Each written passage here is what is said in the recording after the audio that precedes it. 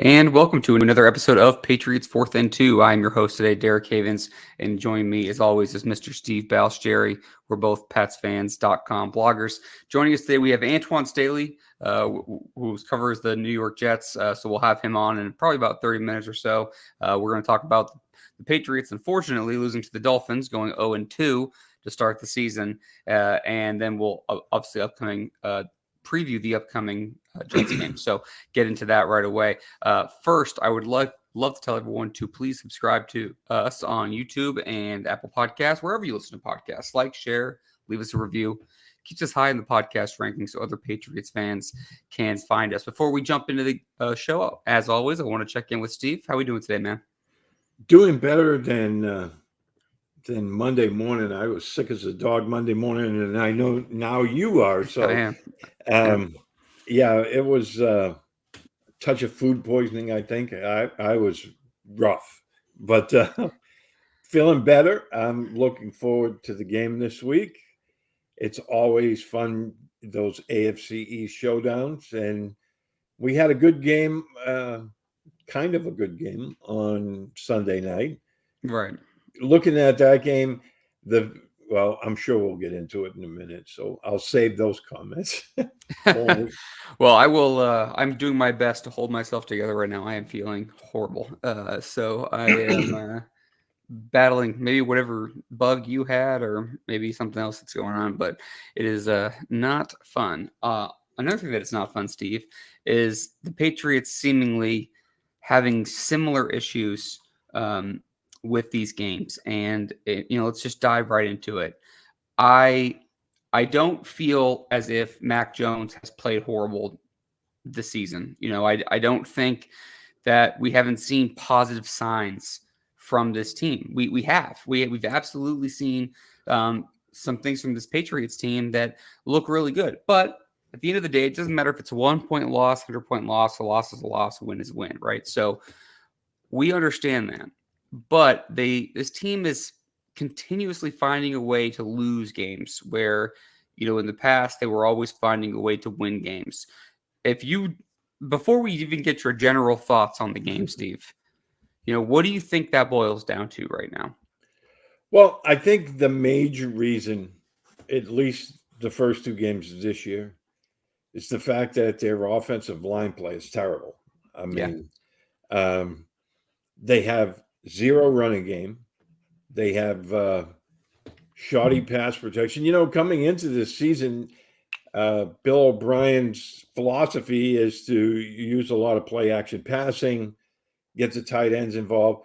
They've virtually had zero. I can only think of one, maybe two play action passes for Mac under center. And I believe, that stems from O'Brien not trusting the offensive line to hold up in time for him to make his drop back. And, a lot of fans, including both of us, Yep.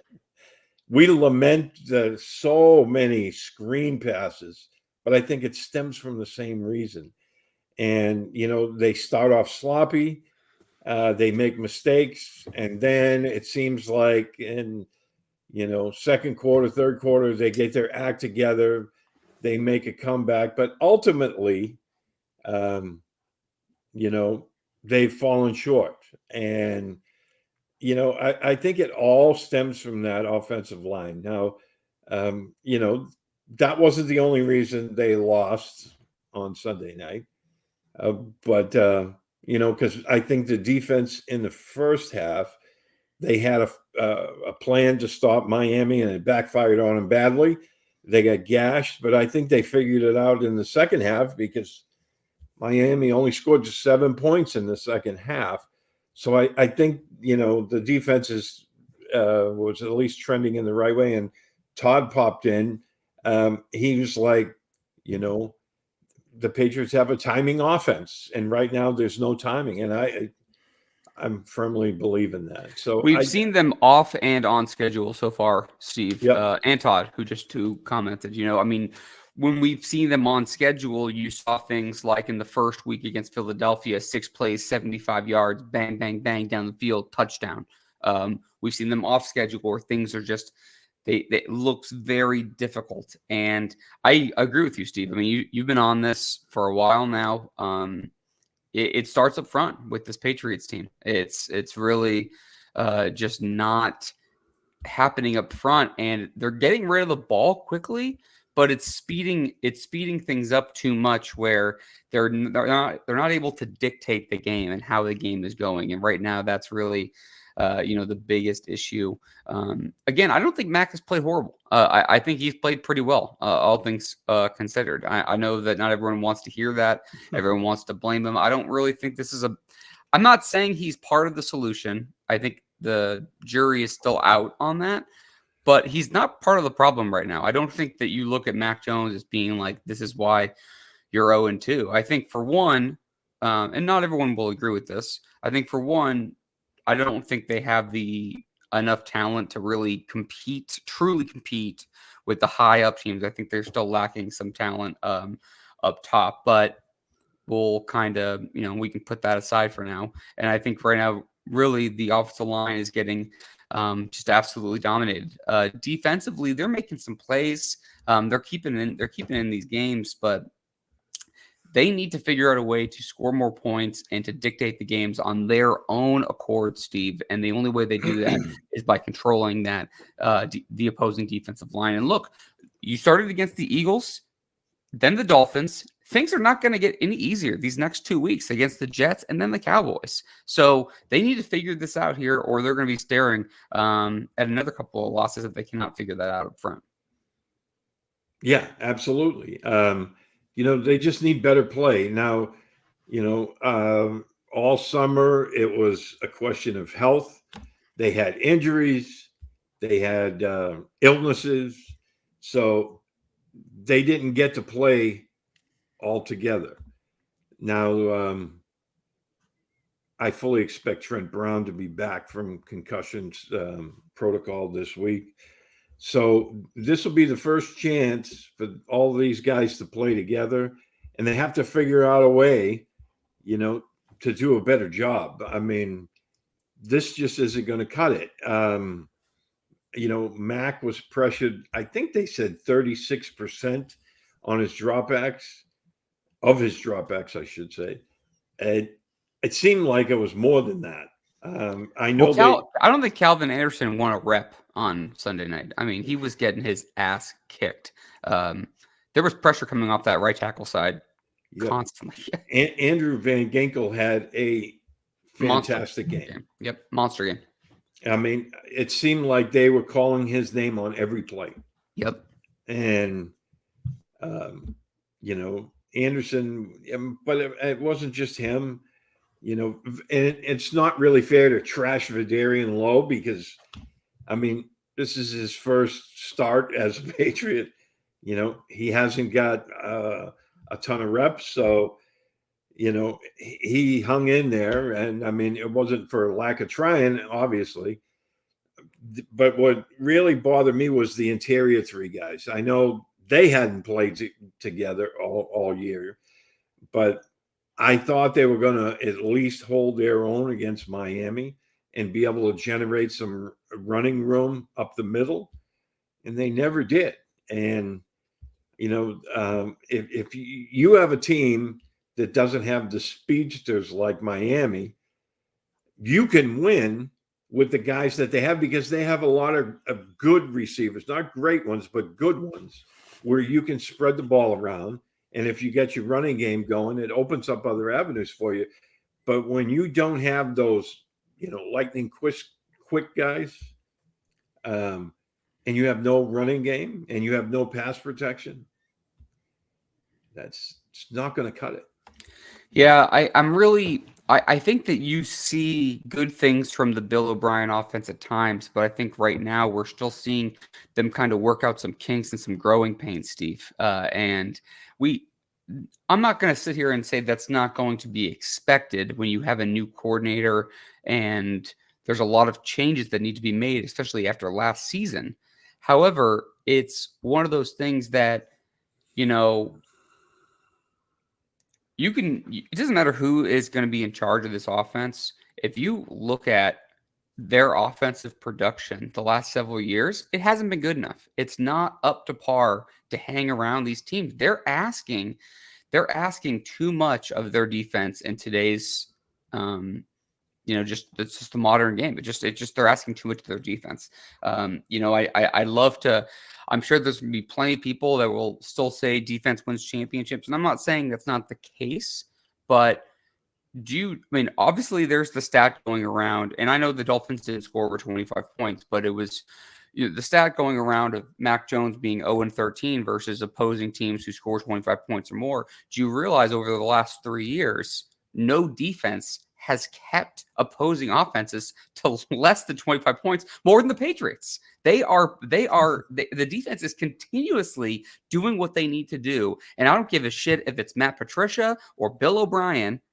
The offense is just not good enough. And it comes down to a talent thing. It comes down to an execution thing. It's going right now. A lot of it, like you said, like we've already said it once, I didn't even mean to cut a second ago, so I apologize, but I'm just a little pissed off. Hopefully Miguel isn't listening. What? I said, hopefully Miguel isn't listening. Yeah, I'm sorry, Miguel. I apologize. I just think that it's a bunch of different factors, and I think this game upcoming, where you have a Jets team that likes to kind of grind it out and has a good defense, and the offense isn't super high scoring. I'm sure you'll have a good chance against something like that. But a team like Dallas, who can throw up 30 points, no problem, it's going to be a little bit more of an issue. Like I said, they're going to have to figure it out quick. Yeah, it has to. I mean, this is what's holding everything back from the way they want to play. And, they occasionally take a deep shot here and there. They haven't been successful, but they're trying to keep, the defense from tightening up too much. And I get that. But they need to be able to hit those intermediate routes. And that's where this offense really seems to get some juice, Steve, when they can do that consistently. Yeah. And, I think the offense plays best when they go to that hurry up mode. And it seems like Matt gets into the rhythm. And doesn't he look comfortable doing that, though, Steve? I mean, I do. I think he looks at the line like he can orchestrate things. I think it looks like he has control over what's happening. Yeah, and I think when they went to that hurry up, I think he was very comfortable in that. In my opinion, I was watching him, and it was like, okay, he was just like, oh, this is what we're going to do. This is how we work this, and they were able to generate some stuff. I'm not saying they were unstoppable, but they looked a lot better. And as Todd mentioned earlier, that timing thing seemed to be better when they went to that. You have to get that initial first down before they go into it. But, that's one thing that I think they can do a lot better, than they have been. So maybe we'll see more of that this week. Yeah. And, there's so many different directions we can go right now. But focusing on the things that are working right now, getting the ball out quick, the hurry up offense, intermediate routes, excuse me. Those three things are really, really big. Something that really bothered me too, which is frustrating, is I understand Pop Douglas is a rookie, ball security is job security.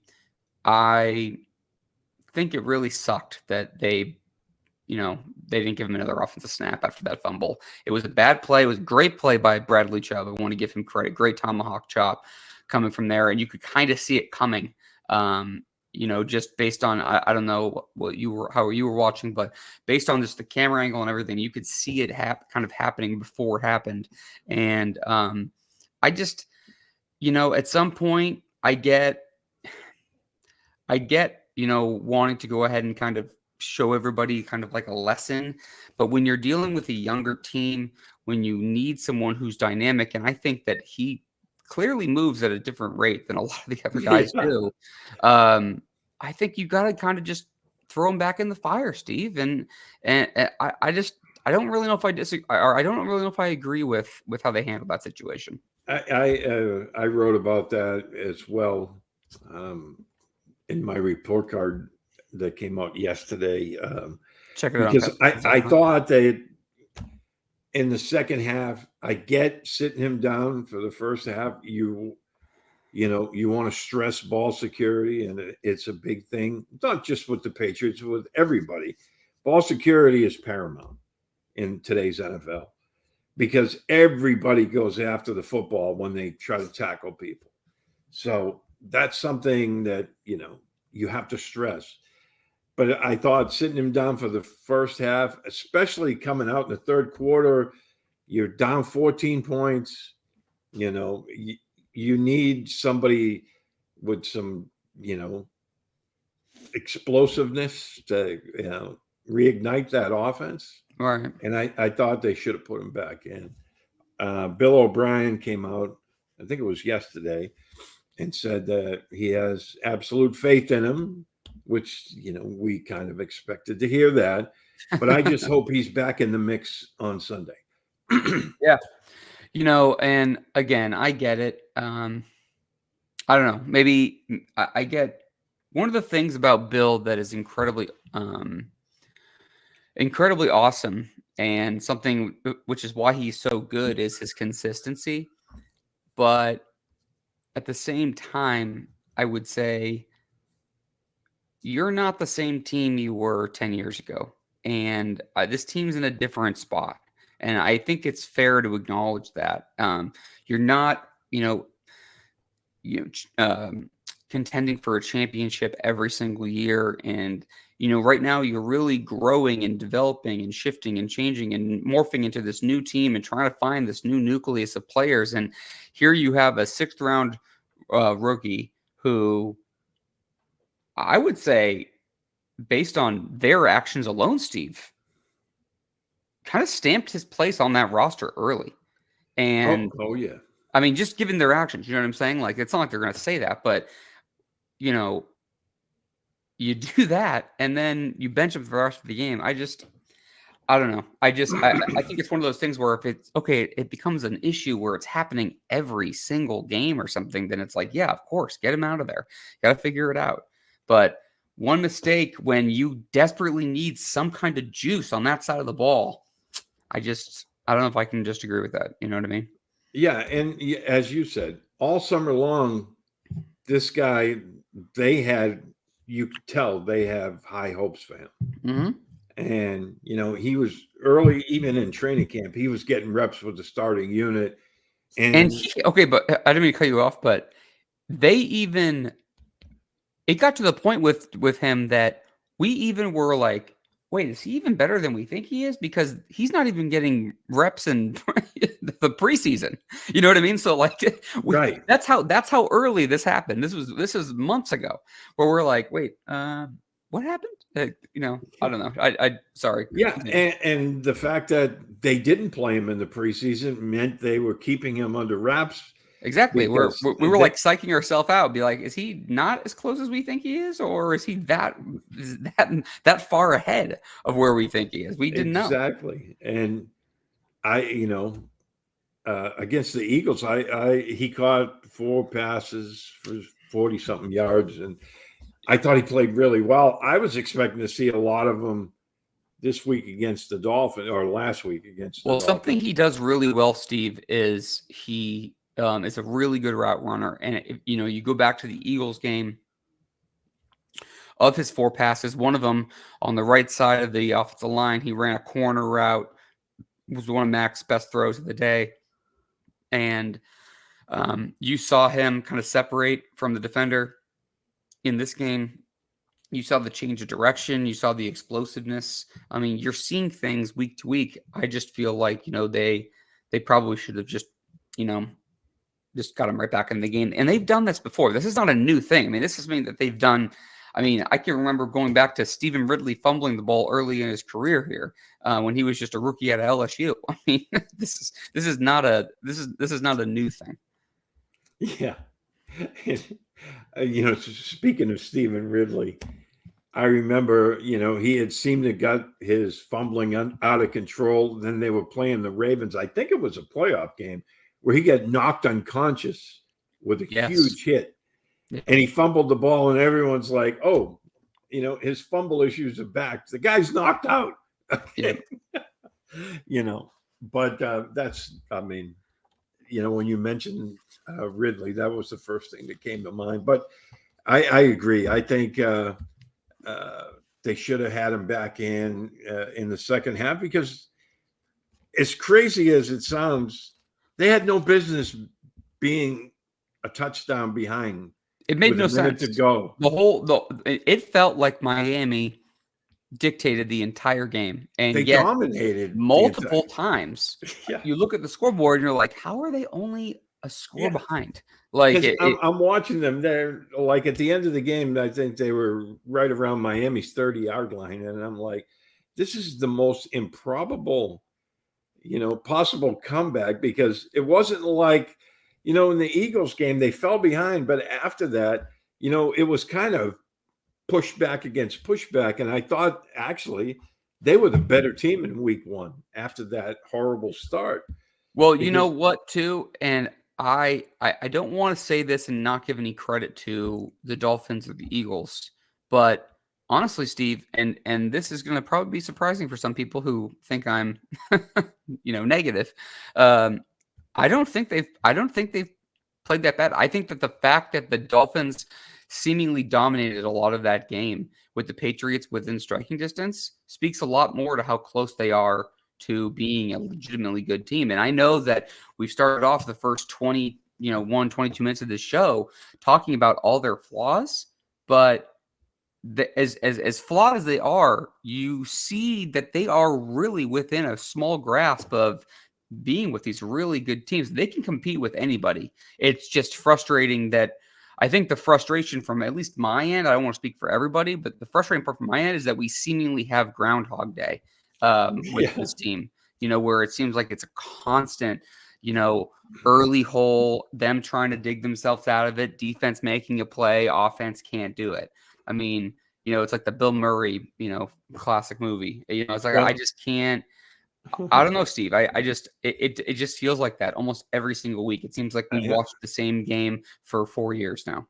Well, I quoted you in my report card, because I didn't even read it, so now I have to go back and look. Yeah, I said, as Derek Havens said on Twitter, X, whatever the hell you want to call it. Oh, sorry, Miguel, I just did it too.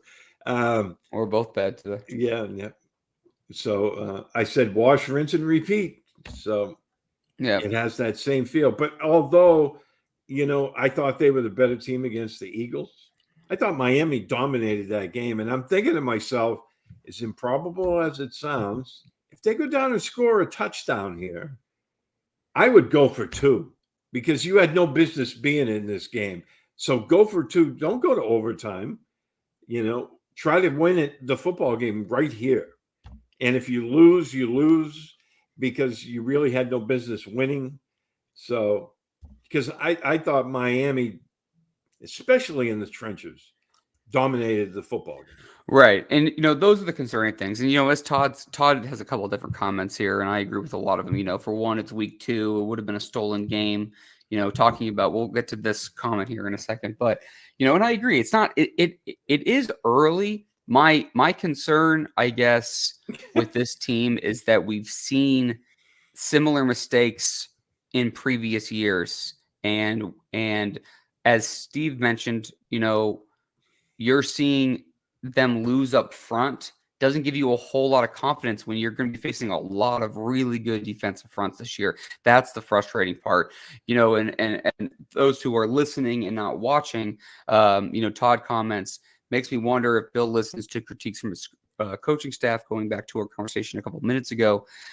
And I think that there's a good amount of pushback, healthy pushback. I mean, I think Bill O'Brien doesn't really have a filter on what he wants to say. I think everyone wants to be respectful of Bill because they know it's his show. But, I don't think Joe Judge or Troy Brown or Bill O'Brien, I don't think these guys, even Cam McCord, I don't think they have an issue with kind of speaking how they feel. They've had a relationship with him for a long period of time.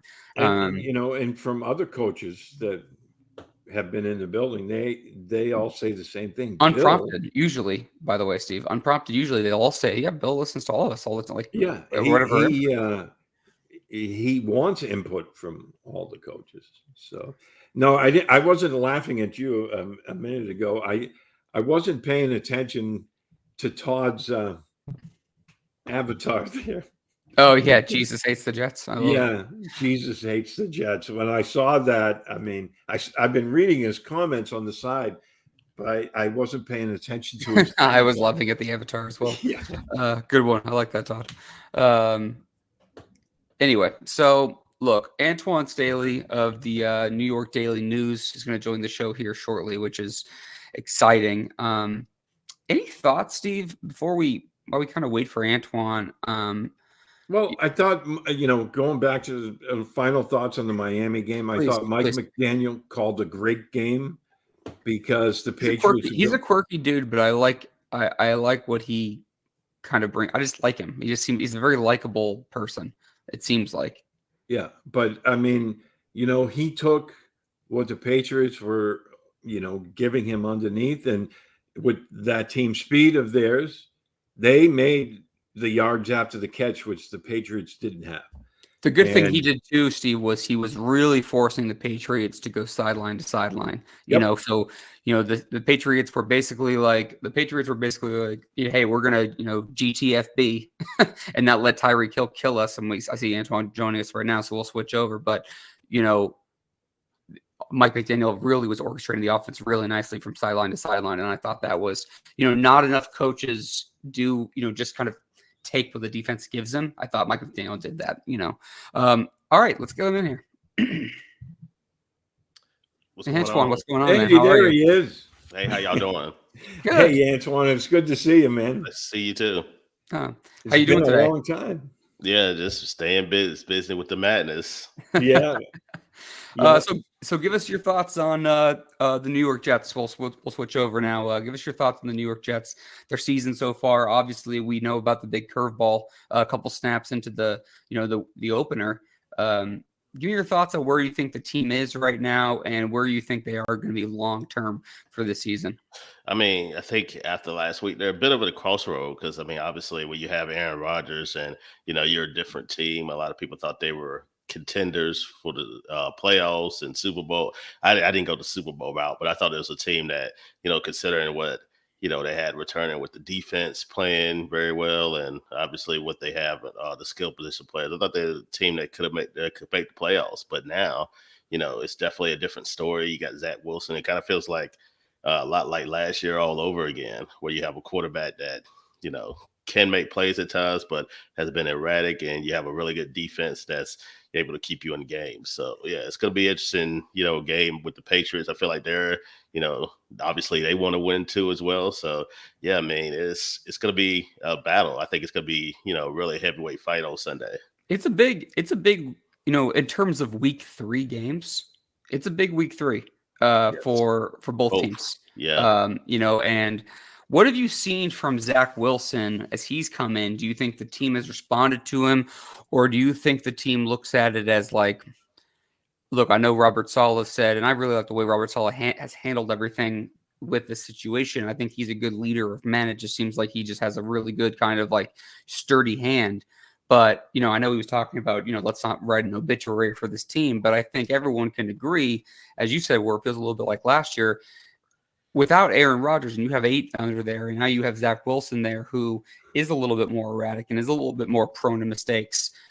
How do you think the team has responded to Wilson? Do you think they've kind of rallied around him? And have you seen any growth from him? I know it's early in the season, but what you've seen so far as there anything that's popped out to you? Well, I mean, this is where it all came crashing down for him last year. Not necessarily hit, but at Gillette Stadium where that 10-3 loss to the Patriots. And, not necessarily the loss. I mean, he didn't play well there. I think he played 9 out of 22 passes for like 77 yards or so. But also, I think what he at the press conference, not really taking accountability for, the team's mistakes and the offensive performance that they had. that lost his job. That basically lost his job and lost confidence in that locker room. And I think ever since then, he started to try to rebrand himself in the locker room, away from the field with his teammates. And, so far, at least externally, they've had his back. They definitely have said, we understand Aaron is going to be out for the year.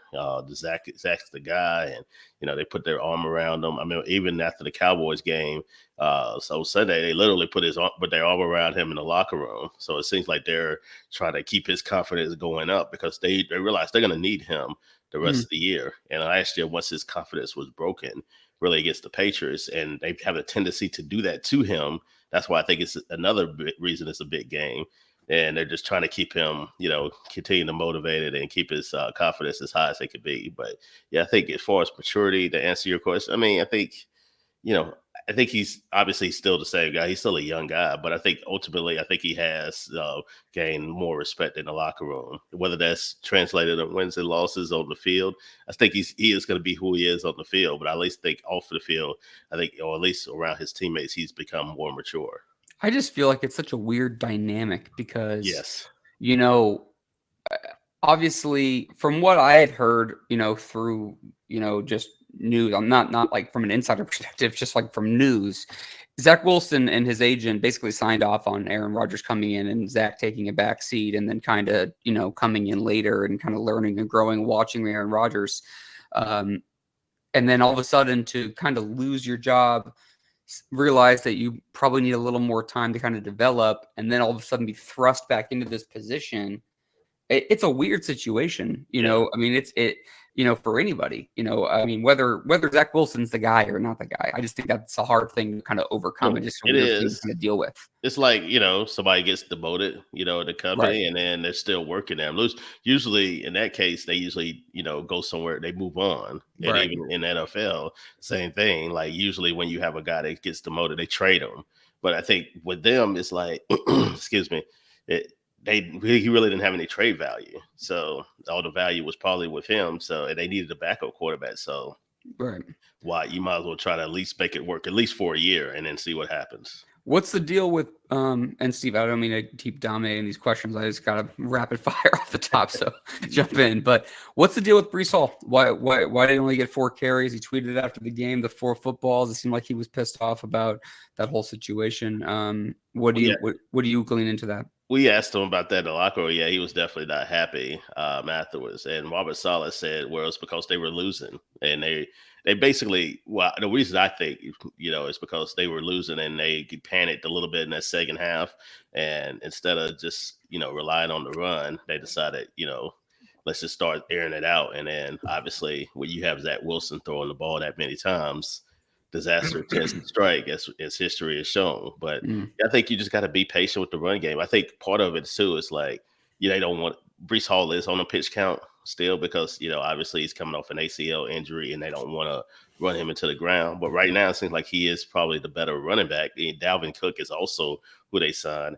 He didn't really practice a lot this training camp. So he's trying to get his legs up under him. And, so far he hasn't necessarily looked great, but this is a game where they're going to need both of them. They're really going to need both of them. They cannot have Zach Wilson throwing the ball 30 plus times. I don't think that's necessarily to assess the win. And you've seen that so many times. Yeah, you've seen that so many times with Bill Belichick too, with young quarterbacks. I mean, it's he throws them in a blender. Look at someone like Justin Herbert, for example. His worst 2 games as a pro, statistically, have been against them, and obviously Wilson struggled too.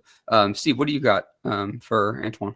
Yeah, getting back to Wilson, I mean, because I think this is a big key to the football game on Sunday. He has to play better than he did in the 2 games last year, Antoine. So, do you get the feeling that the Jets think he's still, a legitimate guy, not saying right now, but down the road, to be a starting quarterback in this league? Do they trust him enough for that? I know he's the backup, so now he is the starter. But do you get the feeling that they still think he could blossom? They would probably tell you yes, but I would probably tell you no. Just simply, I think they're just like, obviously when you go get Aaron Rodgers, you kind of in a way you give it up on the Zach Wilson Right. experience. He was the guy.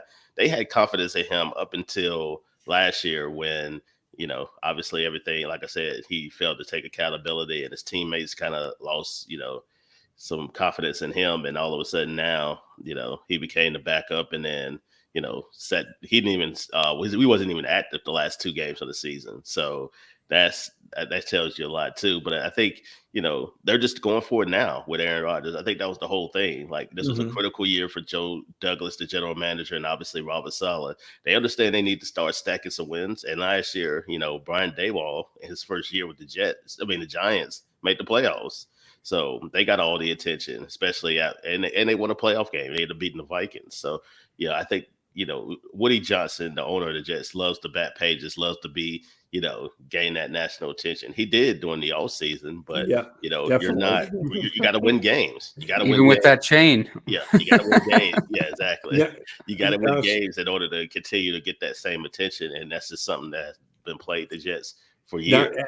After Rodgers start this year. Start this week against the Patriots, a team that's beat you 14 straight games in a row. I mean, if it doesn't start here, then that could be the season, because you got Kansas City next after that, and then the Eagles 2 weeks after that, and the second half of the schedule isn't any easier. You still got to play the Dolphins twice. You got to play the Bills again, Foxborough, the last game of the season. No telling what the weather might be, and that one. Yep. It's a tough road, and you got to play team like the Cleveland Browns. So it's a tough schedule in the back half as well. Yeah. Were you surprised after Rodgers went down that they didn't, immediately grab a veteran, quarterback to back up Wilson, at least initially, and then have this guy learn the offense and see where the chips fall? In that case, considering it was a short week, I was not, because it was basically like a whirlwind. Everything this team was dealing with. Like, Tuesday, you're coming back in the facility, and then Wednesday, you're on to Dallas. So you really don't have a lot of time, to bring somebody in. Now, this week, I thought maybe, considering what happened, they try to bring in some kind of quarterback. I know they talked to Brett Rippon, who obviously knows Nathaniel Hackett's system. But yeah, I think as time goes on, it may get a little bit more and more difficult, unless they want to make some kind of trade with a team that's completely out of it.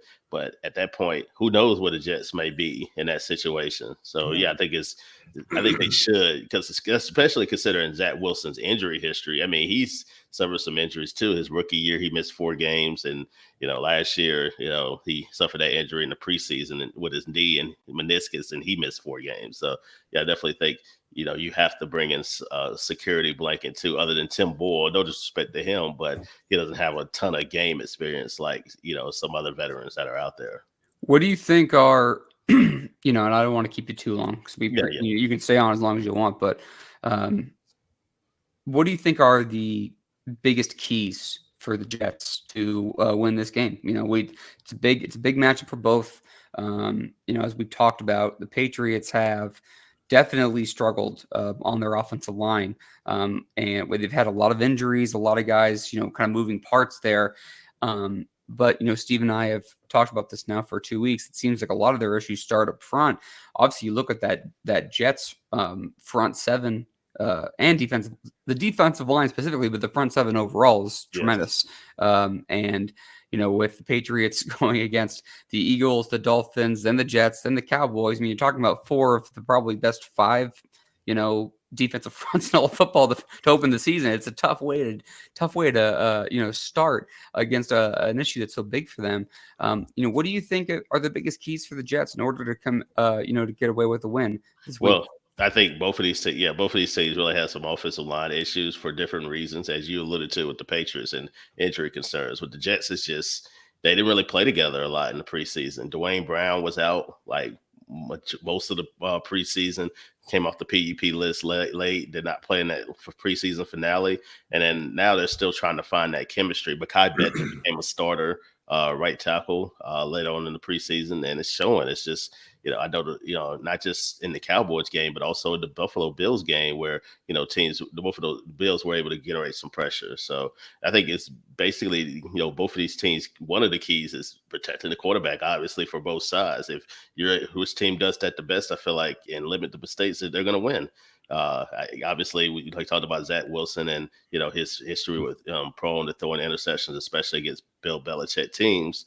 Yeah, I mean that's key. And then obviously running the football, they have to run the football a little bit more with Brees Hall and Dalvin Cook and be more productive. The less they're not able to do that, which I'm sure the Patriots, like all the other teams, have done. When Zach comes in there, they put 8 in the box and force him to beat them. You got to still be able to find a way to run the ball. If you can't, then it's going to be big time trouble there for Zach and the Jets offense. 100%. Give me a score totally prediction. agree with that. What do we think for a score? I think the Patriots are going to win. Honestly, to be quite real with you, I think it's going to be probably like 2017. I think it's going to come down to a field goal, and I think New England is going to pull it out late in the game. But yeah, I don't know what the over/under is, but I would take the under. Just given these two. I think the over/under is exactly what Antoine just said. I think it was 37. Yeah, probably a hay. I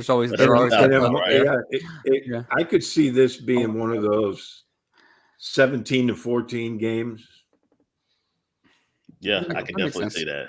I think, like I said, I think it's going to be a heavyweight battle, especially with these defenses too. Like both of these teams have really good defense. I actually have liked what I've seen with the Patriots. I just think that they've had a bit of a tough draw at the beginning of the year where you got to play. You play the Eagles. Obviously the team that ran the runner-ups to the Super Bowl, and then an emerging Dolphins team, which I thought they were in the game until obviously late in that one. So, well, let me ask you something just to follow up on that. I'm honestly curious from an outsider perspective, because we were talking about this before you hopped on. Mm-hmm. The Dolphins seemingly dominated that game on Sunday night, but the Patriots were within a score, right there continuously. It was just kind of like it was kind of like one of those things where I wonder if I'm being overly critical. Do you think, from an outsider perspective, do you think that really speaks more to the Patriots being better than what maybe even I'm giving them credit for, or what do you think that speaks to? I think it's a few things, but yeah, I think they, on paper, I mean, obviously they are, your record is what it is 0-2, but I think it's some encouraging things in what I've seen from the team. They're not, I think a lot of people thought they would be mediocre, and they still might be, but I think I've seen signs with Matt Jones at times there. It's just, like you said, protection, and then making 1 or 2 big plays. Obviously, the Raheem Mostert play, the run play was huge. I felt like I was like, yeah, the Patriots, they might win this game. And then he broke off that long run, and I was like, yeah, that's probably, nail in the coffin. Exactly. The over/under, by the way, for this Jets-Patriots game is 36.5 on DraftKings. There you go. They dropped it a point. Yeah, they dropped it a little bit. And people are feeling that under. I feel like they're right there. I feel like they're good enough to play with just about any team in the league, almost. Like I say, their defense will keep them in every game, and I feel like offensively they're going to start to get a little bit more better. That's why I think the Jets and Patriots kind of similar to each other. So it's just all going to come down to coaching and whoever make that critical play when it counts. Yeah, turnovers in this game will be gold. Yes, because both teams right now are struggling offensively. Both have good defenses, and whoever gets the turnover. Both teams can run the ball as well. Yeah, special teams too. Yeah. Oh yeah. I mean, you have 2 of the. Well, that cost the Jets last year. Yeah, exactly. They have 2 of the best special teams guys, and obviously Matthew Slater and also Justin Hardy too. Both of those guys are top notch at what they do on the special teams end. So what talking about special teams, what did you think of that punt block that the Patriots dialed up against? Oh, I thought that was great. I mean, the field goal block. Yeah, I thought that was great. Like, I thought that was, I mean, anytime Bill Belichick loves, I mean, obviously special teams is his background. So he loves it. He loves that stuff. So yeah, I mean, you usually see some kind of special teams play for him like big time once a year. In a copycat league, I think you're going to see more teams trying that. I would. I mean, why wouldn't you? Yeah, I mean, it worked. I mean, obviously, it was on Sunday Night Football, and people saw how bad it worked. So I bet you somebody else is going to roll that out this Sunday or Monday, potentially. Yeah, because it Antoine, wasn't even close. I mean, he had Yeah, that blocked from the get-go. You know, exactly. That was Schooler just had a nice clean. jump on it, honestly. yeah. Yeah, it was. Antoine, why don't you tell everybody where they can read your stuff, where they can find you online, all that.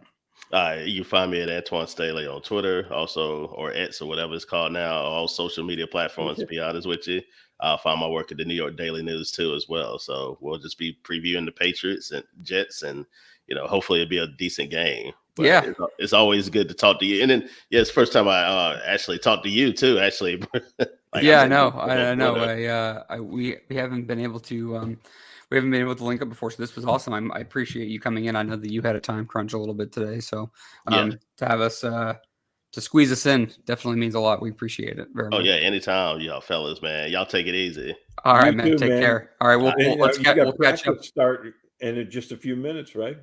Yeah, yes, sir. Yes, sir. That's where I'm Okay. headed out to. So yeah. All right, we'll catch up down the road. All right, sounds good. Y'all take it easy. Take You care. too, man. Appreciate it. Antoine's a great guy. Yeah, that was awesome. Yeah, That we've was really cool. known Antoine for several years, and he used to be a beat writer for the Dolphins with, I think it was Palm Beach Post.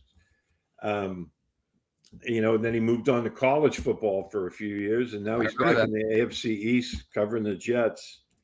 Just a great guy.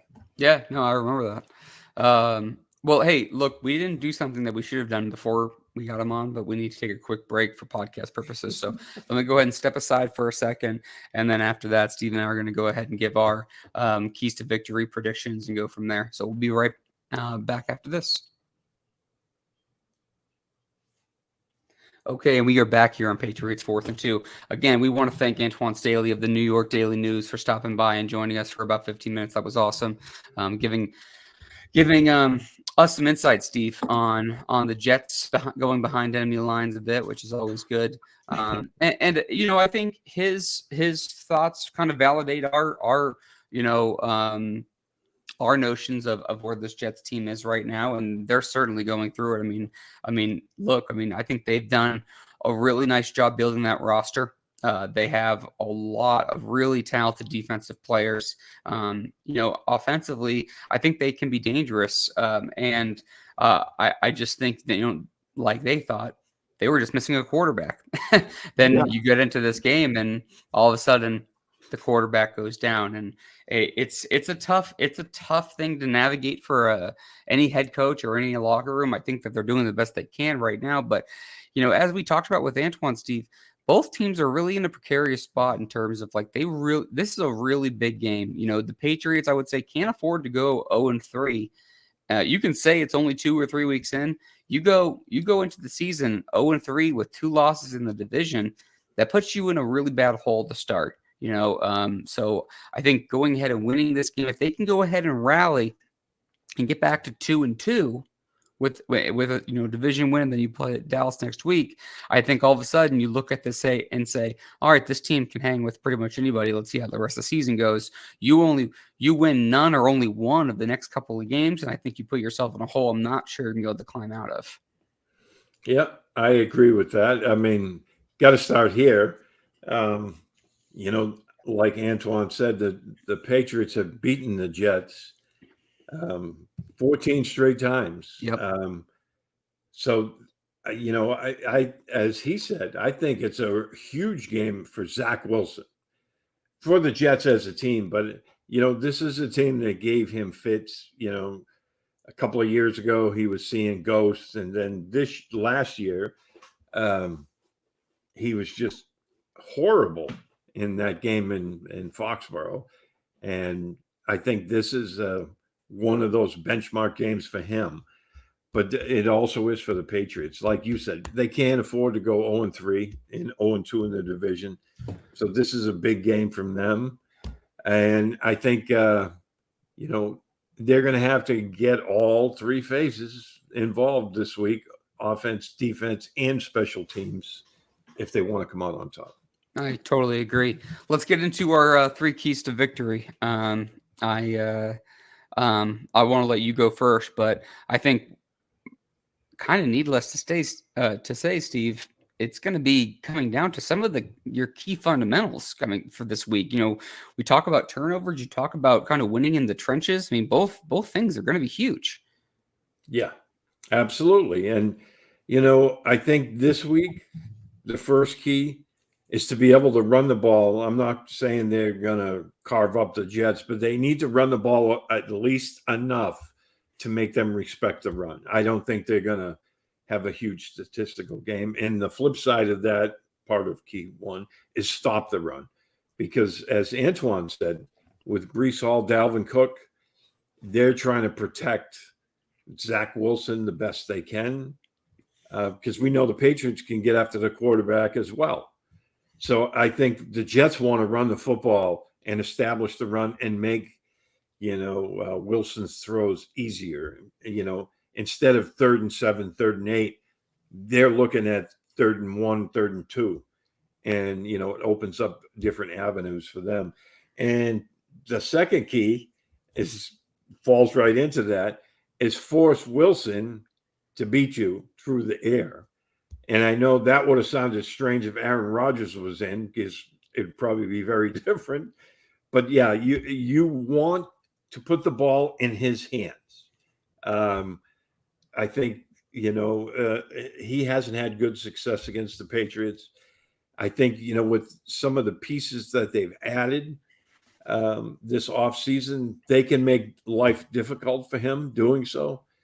And I think they can force him into some turnovers and some mistakes. And the third, they just have to start faster and they have to be able to finish. And, we've been beating that horse to death. But, I mean, that's it. I mean, you can't go down 16-0, 17-3 every week and expect your offense, to be able to come back. They're not built that way. If we've seen it, like you said, it's gone back to last year. I mean, it's honestly incredible. And I totally agree. My first key for them is to have a quicker start. They need a play. I want to see them dictate the game, Steve. They're obviously seemingly kind of like reacting to the opponent and letting their defense kind of climb them back into a game. I want to see the offense dictate a game and really kind of control how it's going to be played. My second key for me is to win up front, because they have continuously not done that. And it's a hard task for them to do this week, but they have to figure out a way to do that. And my third key is just to get after Wilson. Just make him uncomfortable, speed him up. It's not, he has arm talent. There's no doubt. You can see it. He has a great arm. And every once in a while, you see some of the flashes of the kid prospect. And I say kid, but you know what I mean? Like, yeah. I mean, he's still a young guy. Yeah, yeah. A bit. It's just like one of those things where it's like you see the prospect you saw at BYU and say, man, this guy has a lot of cool tools, and he can really bring a lot to the table. But mentally, he just hasn't really shown that he can be there. And I think that's where usually in that cat and mouse game where Belichick kind of has his advantage. But if Wilson can get protected and they get that run game going and he makes a couple throws here and there, I think they'll hang around. It's going to be tough. I mean, and flip around to somebody I didn't mention up the top of the show, which I should have, which is Christian Gonzalez, who's playing really well in his first two games. Another tough task this week in Garrett Wilson, who's one of the best young receivers in the league. So it's going to be, they're going to have their hands full, Steve. What do you got for a prediction? I think the Patriots are going to pull this one out. As Antoine said, I just think that, right now, Zach Wilson has this mental block when he plays the Patriots. They've confused him in the past. I mean, I think in the games, he's been picked off 7 times against them. Yep. And similar to what happened, I'm not comparing the two, but, in the early days with Peyton Manning, they had that kind of block with him where he had that, I'm not going to say nervousness, but he had that uncertainty, and he had a little bit of a lack of confidence facing them because they threw so much at him. And I think this is going to come into play. I think it's going to be, as you know, we said with Anton, the knockdown, drag out, in the trenches fight. But I think the Patriots get a turnover. They pull things out 17-13. I am going Patriots 26, Jets 17. Ooh, I think they're going to score. I think the Patriots are going to threaten a lot. I think they're going to, be on that plus side of the field quite a bit. I have a good feeling about this game from a Patriots perspective because I do think that they have played well at times. I just don't think, Steve, they have made enough plays, and I don't have enough confidence in the Jets to make those critical plays. I don't. Not with Wilson. No, not with Wilson.